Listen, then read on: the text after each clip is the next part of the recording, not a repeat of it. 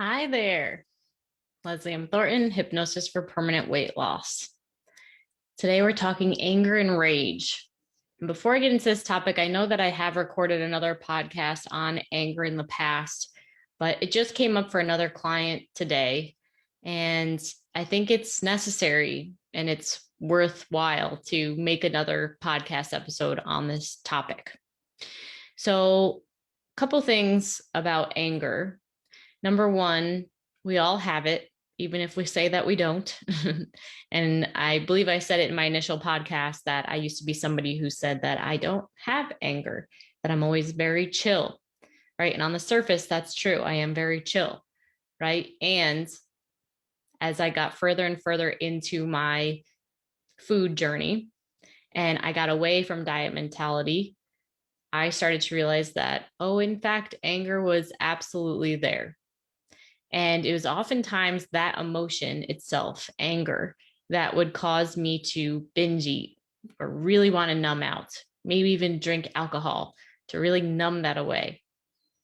Right. The client that I was talking to today was saying she had to have a whole bottle of wine in order to help herself unstick that feeling that she was having. And it's so innocent because the truth is that anger feels really bad. Rage feels really bad in my experience. It's like very sticky. And it feels like it's just this pain that you just can't get out. And it's very real. It's very, very real. And the second thing to really know about anger is the fact that oftentimes what is actually underneath anger is sadness. It's the next emotion down the scale. And for this particular client that I was working with, she had a pretty abusive past. And she had to learn how to defend herself from, in particular, her father, who I believe was physical abuse in her family. And so because of that, there was always this part of her that felt like she had to fight back, right? And anytime that there was an injustice that was brought into her life and into her world, she was met with that feeling of anger and rage. And then in the past, prior to starting to do this work, would react, right? High emotions, maybe, I don't know, she didn't say this to me, but this is what I see all the time of like cursing back and yelling back and being very impulsive with the things that we say. And oftentimes, and you may know this for yourself, it really doesn't end up with the best outcome. And so, something that I was saying to her today was how, first of all, nothing about the way that you're doing it or what you're thinking or what you're saying, nothing is wrong about that, and less about pointing the fingers out on like, oh no, but they really did cause an injustice towards me. They really did cross my boundary. They did cross the line. Absolutely. Right. And we can address that. And we want to make sure we never want anybody to become a doormat and not speak up for themselves or say the way that they're feeling or thinking.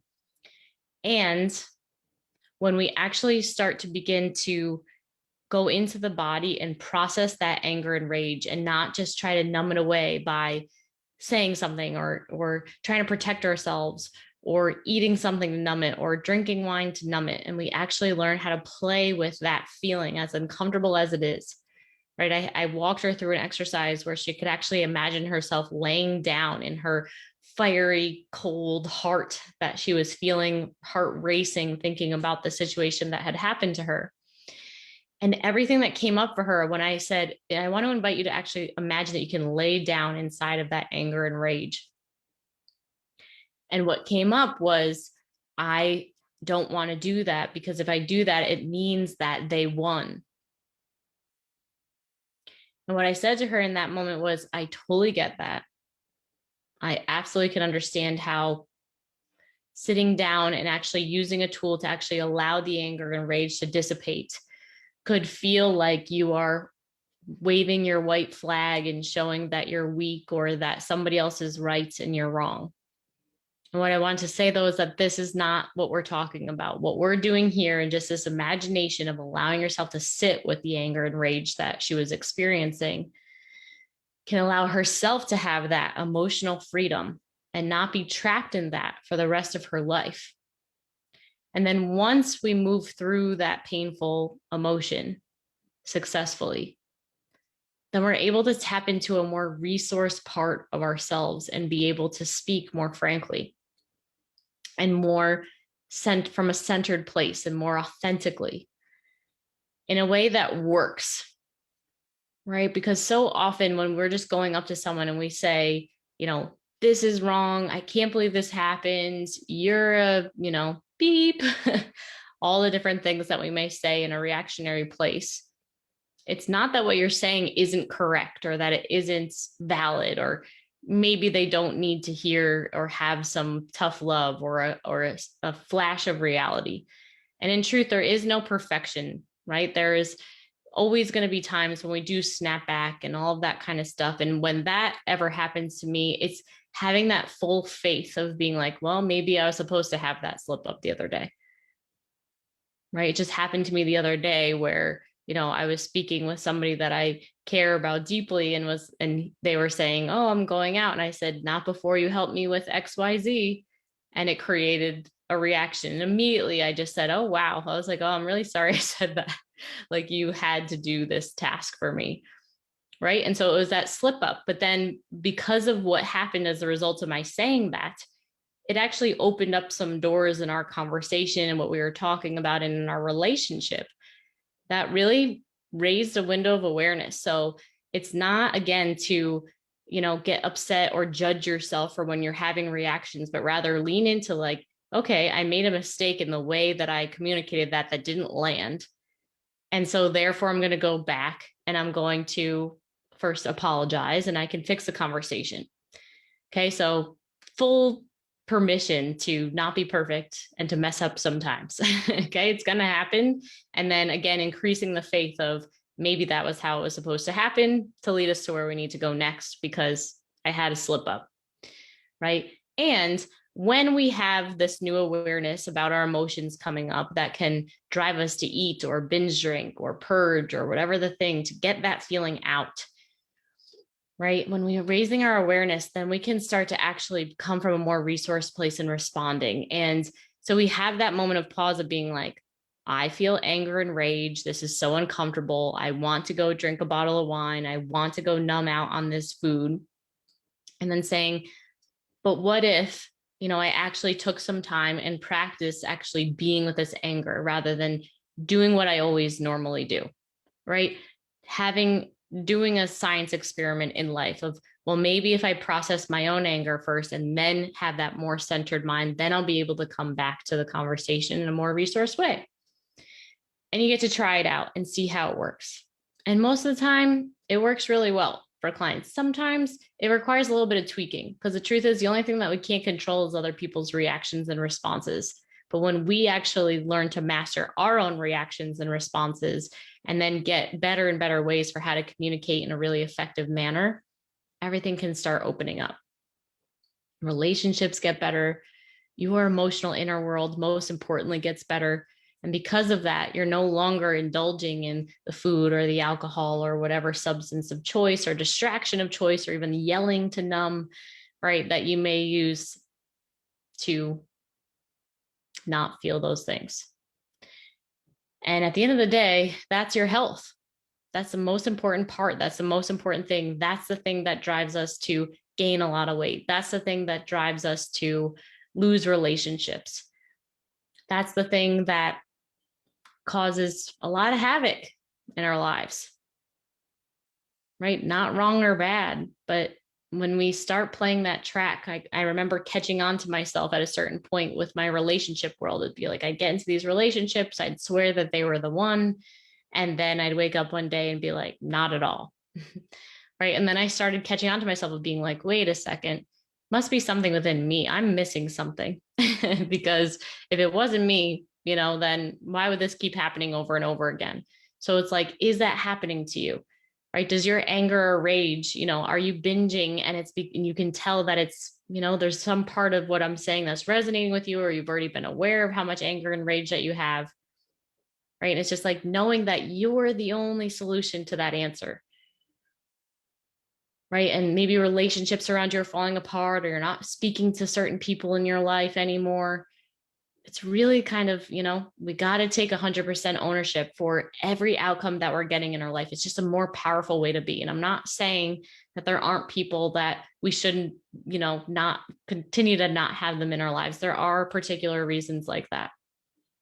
Right. But there's a difference between that and living a life of fear based on your past. So I work with a lot of people who have had narcissistic parents or people who have had, abusive other upbringing and things like that. Very challenging, really hard, because then they grow up in a place where they learn that they can't trust other people, or they're always on the lookout for when is that person going to become evil or bad. And then they're unable to really see that, hey, that person, for the most, like when I look back at everything that they've helped me with, they were always genuine. They were always authentic. They really meant well. Right. And then all they can see is that one betrayal because of what happened in the past. Right. And then that really gets in the way. It makes relationships really challenging. And so it can seem like you're going through life and it's like that person is gaslighting me, or that person is, a narcissist, and that person, this is the language that I hear a lot when oftentimes it's a protective, it's so innocent, right? But trying to protect ourselves from having anything like that that's happened to us in the past happen again.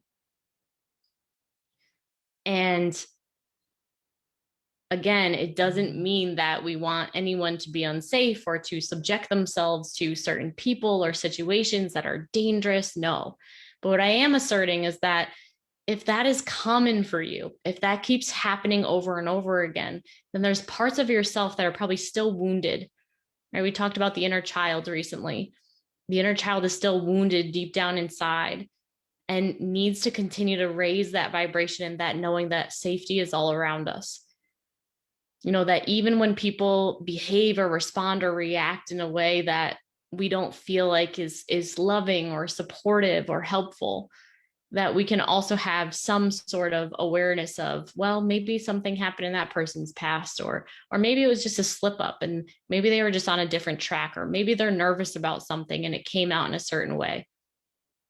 Right. And in my experience, when we approach people like that, right, because nobody's perfect, just same way the other day that I, said something wrong, right? But it's just still being aware of like, no, but I know that this person is good, that this person means well. I also know that they had X, Y, and Z type of parents, an X, Y, Z type of whatever. And so therefore, sometimes they may, have a slip up or make a mistake, or they may show up in ways that I don't like. And sure, you always have the option to not be in a relationship with someone who has, a past like that. If they're not in your family and it's not serving your life, send them lots of love and send them on their path. Right. But there's a difference between, excommunicating people, the root of all evil. And it may actually, like I said, be something that you're trying to protect yourself. And so rather than going through life like that, looking out for these people, what would it be like for you if you're actually able to feel safe with all human beings? Right. And know that, yes, you can trust yourself when you can sense that like someone is not that good. And you can also trust yourself when someone is good and not hold them to a standard that they could never make a mistake.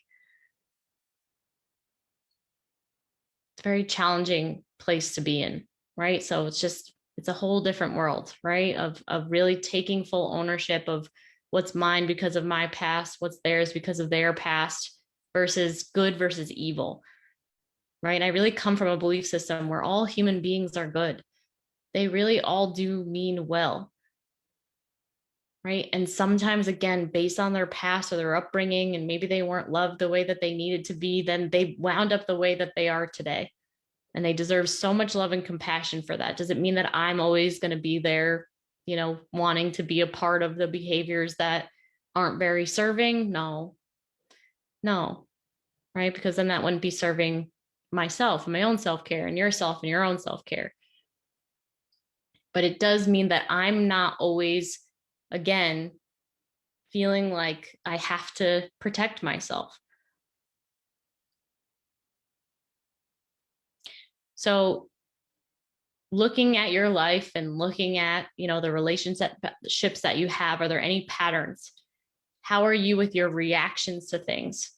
If you could gain a level of emotional mastery and learn how to actually work with your anger, work with your fears, work with your sadness, work with all of the emotions, and know that they are 100% happening for you to raise more awareness about any incompletions from your past, that could then bring your relationship to a higher level because of your commitment to doing this kind of work. What would that be like for you? And in my experience, like I have been saying in recent podcasts, it's like my life has gone from 2D, right? Just very black and white and, pretending that I was really happy and pretending that I was fulfilled. I did that for a long time. I was faking it. I was really faking it. I remember taking photos while I was on my world travels, right? In Australia and New Zealand. And, I had this super skinny body and I was, smiling from ear to ear in these photos. But I was not free. I absolutely was not free at all. In my mind, I was thinking about food, body, weight 24/7.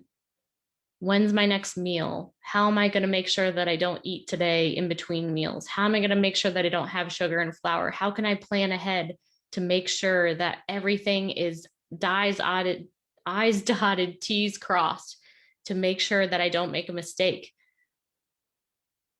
And it was no way to live. Yes, I'm grateful for my world travels. Yes, I grew as a human. Yes, it all happened for a reason and it was necessary. And it's made me so much more aware of how there's so many different kinds of humans and so many different kinds of ways to live your life, which makes me such an amazing coach and leader because I get it. When clients come to me from all over the world, it's like, I understand that culture. I've seen that. I've lived in that. Right. So it expanded my mind.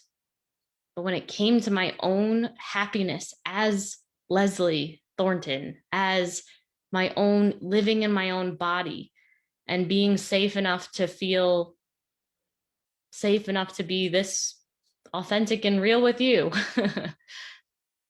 I had to go inward. I had to get to know my anger and rage. And the diet was covering up, it was masking my ability to feel that stuff because I was too scared to touch on the pain. I'm part of a coaching industry and around a lot of other coaches and entrepreneurs. And just in my current group, of course, I could be a part of groups that were way more successful than me, but in my current cohort, I'm the most successful in that cohort right now. And I'm 100% sure that it's because in large part, they have not had the opportunity yet to get to know it on an intimate level, their own emotions and face their fears and cry on camera in front of other people and realize that they're safe to be human and realize that there's safety and love all around. And it took me a long time to get that, right? To now where I'm really living life in full color. And my hope is that a year from now and 2 years from now and 5 years from now, it feels even more colorful and more dimensional as a result of my continuing to do this work. And when I'm telling you that as soon as you actually start to go inward and work on these things, I interviewed Gabby just earlier today, or it may have been a previous podcast, depending on if you're watching live or later on, talking about just the difference between living a life where you're constantly obsessing about that and actually expanding out to just really living your life, to have your smile feel authentic and genuine, right? To have your relationships be working. People notice. It's not about the weight anymore at all. It's about showing up every day. It's about mastering being present. It's about making a difference for myself and making a difference for others and showing people that there's another way. So are you ready to face your fears of your emotions? It's not easy, right? And you can take the little tool that I gave you today and like imagine sitting in your anger and rage. And my client that I was working with today, she's been in the program for a while and she's been doing a great job. And she was like, but I just couldn't move past this one. And I remember being that exact same way. I needed a coach to support me past some of those really sticky emotions like anger and rage. Didn't even know that it was in there. Taking the diet mentality off forced me to face it. And I hated it. I hated every step of the way. I hated it. It was so uncomfortable. Who wants to feel that? But there is so much sweetness and joy. There's so much beauty and sadness,